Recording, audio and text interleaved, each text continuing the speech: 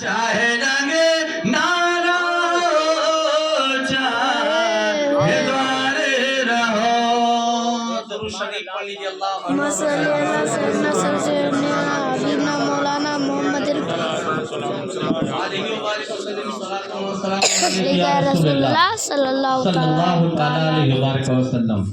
میرے آقا صلی اللہ تعالی علیہ وسلم جب مدینہ شریف کوئی حاجی ہندوستان سے جاتا ہے یا پاکستان سے جاتا ہے یا انگلینڈ سے جاتا ہے یا جاپان سے جاتا ہے یا ترکستان سے جاتا ہے یا کسی دیہات سے جاتا ہے یا کسی قریہ سے جاتا ہے یا کسی گاؤں سے جاتا ہے یا کسی شہر سے جاتا ہے تو میرے مصطفیٰ اس پر مہر لگاتے ہیں۔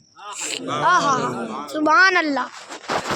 مکہ شریف بھی دیکھے اور مدینہ شریف بھی دیکھا۔ میں نے جہاں تک کتابوں میں پڑھا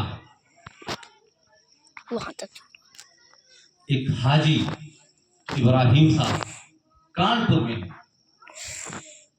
تو ایسے گفتگو ہو رہی تھی کھانا کھانے کے بعد، تو میں نے کہا حاجی صاحب پہلی بار آپ مدینہ شریف گئے؟ کہا ہاں۔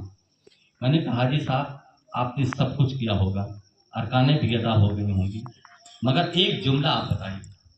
کہا مواصلہ پوچھے کیا ہے؟ میں نے کہا یہ بتاؤ سب سے زیادہ خوبصورت مکہ شریف ہے یا مدینہ شریف؟ میں نے کہا حاجی صاحب آپ یہ بتائیں کہ مکہ شریف زیادہ خوبصورت ہے یا مدینہ شریف؟ تو قسم خدا کی وہ رونے لگے، ان کی آنکھوں سے آنسو جمع ہو گئے اور کہنے لگے حضرت یہ مت پوچھو کہ کون زیادہ خوبصورت ہے۔ تو میں نے کہا حاجی صاحب میں نے جو کتاب میں پڑھا ہے اس کتاب کے مطابق کیا یہ جملے مطابق ہیں؟ ماشاء اللہ، اللہ تعالیٰ۔ کیا نام بابو؟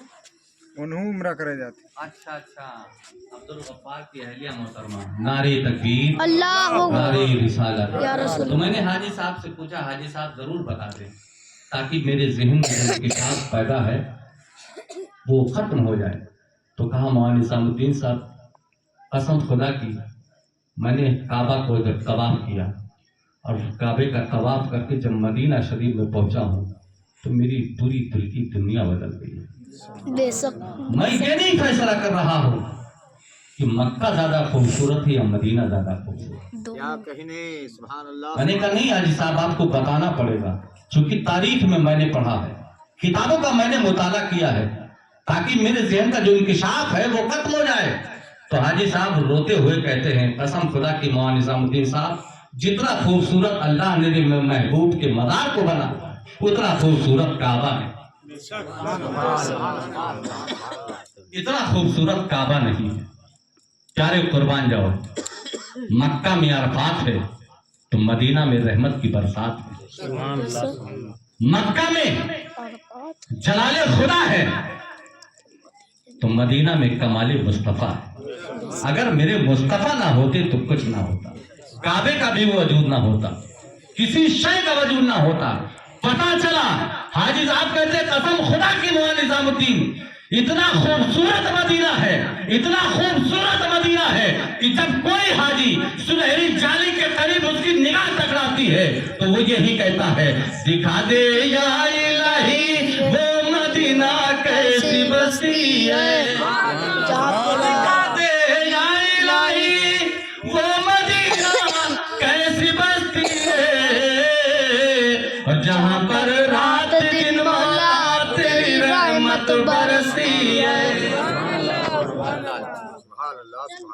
تو میں دعا کرتا ہوں کہ اللہ تعالیٰ حاجی عبدالغفار جو حرمین شریف کے مہمان بنے ہوئے ہیں اللہ ان کے فیوز و برکات سے ان کے ہر ارکان کو قبول فرما لے، اور قبول فرما کر ہم گنہگاروں کے لیے سرکار کی بارگاہ میں سلام ضرور پیش کریں۔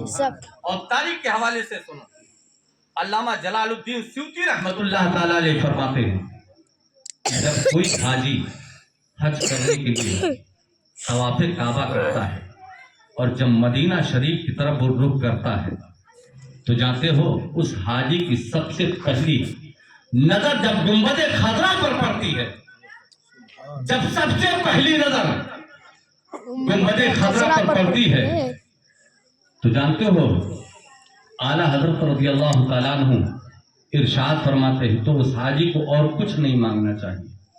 जब सबसे पहली नजर पड़े तो वो गुम्बद खजरा को देखकर यही दुआ करे, या रसूल अल्लाह, मैं अपने दयार से तेरे गुलामों का सलाम लेकर के आया हूँ, सलाम को कबूल